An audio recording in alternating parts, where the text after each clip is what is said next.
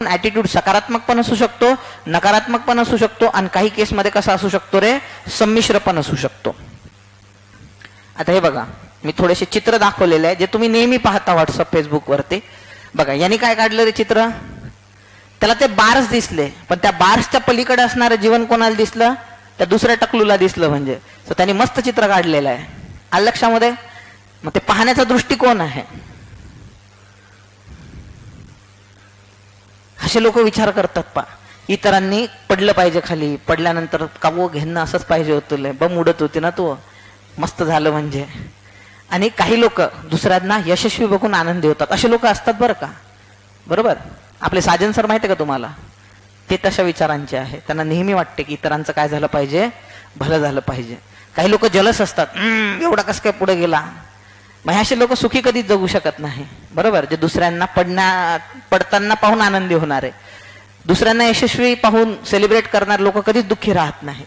बरोबर, यश त्याला मिळालं, ध्येय त्यांनी गाठलं, आलं लक्षामध्ये. पण सुख कोणाला मिळालं, जो त्याला एन्जॉय करताना. म्हणून आपल्या मित्रांना मोठं होताना पाहणे, आपल्या मित्रांना मोठं होताना पाहणे, याच्यात जो समाधान मानतो तो सर्वात सुखी माणूस झालं. त्याला सक्सेसफुल होण्याची गरजच नाही आहे, त्याला तसाच जीवनात आनंद मिळत राहतो त्याचे मित्र यशस्वी होताना पाहून. आलं लक्षात.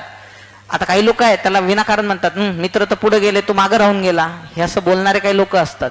तर ते ह्या अभिवृत्तीचे लोक आहेत, जे दुसऱ्याच्या पडण्याची वाट पाहत असतात. आलं लक्षामध्ये. कळालं तुम्हाला. मग आपल्याला काय मिळवायचं आहे हे जर तुम्हाला माहित असलं तर गोष्टी क्लिअर होऊन जातात एकदम. मग जर दुसऱ्याला सक्सेसफुल पाहिल्यानंतर जर तुम्हाला दुःख होत असेल तर जीवनामध्ये तुम्ही काहीच मिळवलेलं नाहीये. आलं लक्षात. तुम्हाला हॅपीनेस नावाची गोष्ट मिळेल का रे कधी? तुम्ही किती त्रासातून जगाल, कारण सगळेच लोक पुढे जातात, म्हणून तुम्ही प्रत्येकच वेळेस रडत राहाल ना. आलं लक्षामध्ये. आणि असे लोक काय करतात, लोकांच्या अँगलनी, म्हटलं ना चौथी स्टेज, लोकांना काय वाटतं याचा पाहून विचार करतात. त्यांना चांगलं वाटेल ते आपण करायचं. म्हणजे ते यशस्वी होत नाही जीवनामध्ये, पण दाखवतात मी किती मोठा यशस्वी व्यक्ती आहे, आणि त्या नादात ते सगळं गमावून बसतात. आलं लक्षामध्ये. असे लोक असतात बरं, तुम्ही खूप लोक पाहिले असतील असे, म्हणून तुमच्या लक्षात येते पा किती. आणि असे लोक भयानक प्रॉब्लेम मधून जात असतात, मग जे खोटारडेपणा करतात म्हणजे यशस्वी दाखवण्यासाठी. आलं लक्षात. आणि काही काही लोक तर असे असतात जे IAS झाल्यानंतर पण एवढे हंबल असतात की तुम्हाला वाटणार पण नाही तो IAS आहे म्हणून, म्हणजे असं वाटणार पण नाही तो माणूस IAS आहे. एकदम हंबल असतात, कारण त्यांना माहित आहे ना IAS बनणे हे ध्येय नाही आहे, त्या माध्यमातून लोकांचं भलं करणे. मी स्वतःला सक्सेसफुल केव्हा समजेल, जेव्हा माझ्या हातातून सत्कार्य घडेल, अनेक लोकांचं भलं होईल, मी तिथं खुर्चीवर बसून अनेकांना न्याय देऊ शकत, त्यात माझा मोठेपण आहे. मला इतरांना न्याय मिळवून द्यायचा आहे, तो IAS बनणे माध्यम आहे त्याच्यात. म्हणजे ते आहे ना, त्या खुर्चीमुळे आपली किंमत नाही वाढली पाहिजे, आपल्यामुळे खुर्चीची किंमत वाढली पाहिजे. असं काहीतरी करून जायचं आहे की लोकांनी खुर्चीकडे पाहिल्यानंतर मान सन्मान त्याचा वाढायला पाहिजे, कारण त्या खुर्चीवर तुम्ही बसलेले होते. त्या खुर्ची जसं आहे ना, मी नेहमी उदाहरण देतो पा. सो बाबासाहेबांना भारतरत्न मिळाला, हा बाबासाहेबांचा मोठेपणा नाही आहे, हा भारतरत्न पदवीचा मोठेपणा आहे की तो बाबासाहेबांना मिळाला. मग तुमचं कर्तृत्व एवढं मोठं पाहिजे की दिलेल्या सन्मानाला पण सन्मान वाटला पाहिजे. हे लिहा तुम्ही पेपरमध्ये, तुम्हाला खूप मार्क पडतील. हे जर लिहिलं ना तुम्ही पेपरमध्ये, तुम्ही जर लिहिलं की भारतरत्न हा बाबासाहेबांचा सन्मान नव्हे तर भारतरत्नाचा सन्मान आहे की तो बाबासाहेबांना मिळाला, किती मार्क्स मिळतील.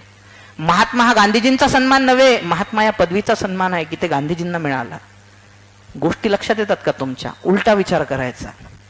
लक्षामध्ये. लोकांनी तुम्हाला कलेक्टर म्हटल्यानंतर सन्मान नाही दिला पाहिजे, कलेक्टर पदाला सन्मान दिला पाहिजे की त्याला तुम्ही मिळाले म्हणून. एवढा विचार करतो का आपण? ती 6वी लेवल आहे. लक्षात. ती मॉरल डेव्हलपमेंटची 6वी लेवल आहे जी तुमच्याशी मी बोलतोय. लक्षात. म्हणजे ते आहे ना, चांगल्या तारखेला अनेक लोक जन्माला येतात, पण त्यांच्या जन्मामुळे तारखांना महत्व प्राप्त होते असे लोक फार कमी असतात. जसे महात्मा गांधींमुळे 2 ऑक्टोबरला महत्व प्राप्त झालेलं आहे. लक्षामध्ये. बाबासाहेबांमुळे 14 एप्रिलला, नाही तर महत्व होतं का रे त्या तारखांना? नव्हतं. आज लोक त्याला सेलिब्रेशन म्हणून सेलिब्रेट करताना दिसतात. असं काहीतरी बनायचं आहे. मला सांगा, या कॅटेगरीतले आहे का? तुम्हाला सांगतो पहा, बाबासाहेबांच्या जीवनामध्ये एवढी आर्थिक विवंचना होती की त्यांचे लेकरं दवाखान्यात न नेल्यामुळे पटापट मरत होते. तुम्हाला माहिती आहे का ही गोष्ट? बाबासाहेबांचे लेकरं, एवढी आर्थिक विवंचना होती त्यांच्या घरी. ते स्कॉलरशिप जर मिळाली नसती बाबासाहेबांना तर शिक्षणही कदाचित झालं नसतं त्यांचं फॉरेनमध्ये. एवढं सगळं झाल्यानंतरही, एवढी घरामध्ये 18-20 दारिद्र्य असूनही बाबासाहेबांना गव्हर्नरचं लेटर आलं. गव्हर्नरचं लेटर आल्यानंतर त्यांनी बोलावून घेतलं ऑफिसला. महाराष्ट्राचा, बॉम्बे प्रांताचा गव्हर्नर होता तो.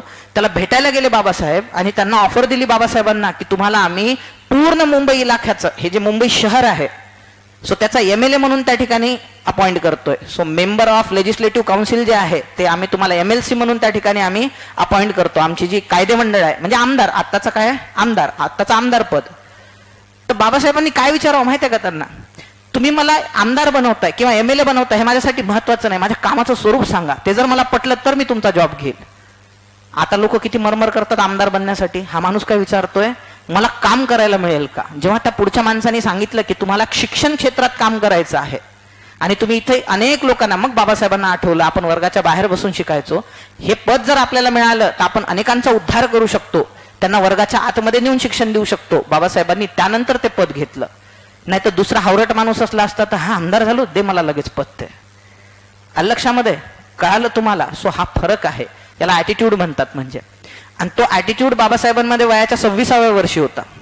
वय जास्त नव्हतं तेव्हा बाबासाहेबांचं, जेव्हा ते पहिल्यांदा बॉम्बे लेजिस्लेटिव्ह काउन्सिलचे मेंबर बनले होते एवढ्या कमी वयामध्ये. आणि जॉब का बरं मिळाला होता माहिती आहे का त्यांना. बघा, म्हणजे तुम्ही इतरांचं भलं करायला जाता, ऑटोमॅटिक तुमचं भलं होतंय.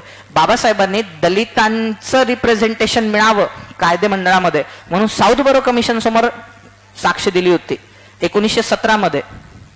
कधी दिली होती ती 1917 मध्ये. मग ती साक्ष ऐकून ब्रिटिशांनी त्यांना तो जॉब ऑफर केला होता, फक्त क्वालिटीच्या भरोशावर. लक्षामध्ये कळालं तुम्हाला. ही गोष्ट महत्वाची असते त्याच्यामध्ये. म्हणून नेहमी दुसऱ्यांना मोठं होताना पाहण्यात जो व्यक्ती आनंद मिळवतो तो जगातला सर्वात सुखी माणूस. दुसऱ्याच्या पडण्याची वाट पाहतो तो कधीही सुखी होऊ शकत नाही. होपलेस कॅटेगरी होऊन जाते म्हणजे त्याची. दुसऱ्याने त्याला चांगलं म्हणो वाईट म्हणो डझंट मॅटर, तो मनातून खिन्न आणि खचल. अनेक लोक सांगतो तुम्हाला 90% लोक म्हातारपणात पण खचलेले असतात की काय एकदम आपल्याला जीवनाची क्वालिटीच मेंटेन ठेवता आली नाही पूर्ण आयुष्यात, कायम दुःखात जीवन गेलं आपलं. आलं लक्षामध्ये. सगळं मिळालं, सगळं मिळालं ज्याला लोक सुख म्हणतात. पहा, लेकरं झाले, त्यांना नातू झाले, घर उभं राहिलं, गाडी आहे, सगळं आहे, पण काहीतरी कमी आहे. कांतारा पाहिला असेल ना तुम्ही, कांतारा नावाचा मूवी साऊथ इंडियन. काहीतरी कमी आहे. ही ती कमी असते पहा जीवनामधली, की तुम्ही ह्या छोट्या छोट्या गोष्टी काय करू शकले नाही, एन्जॉय करू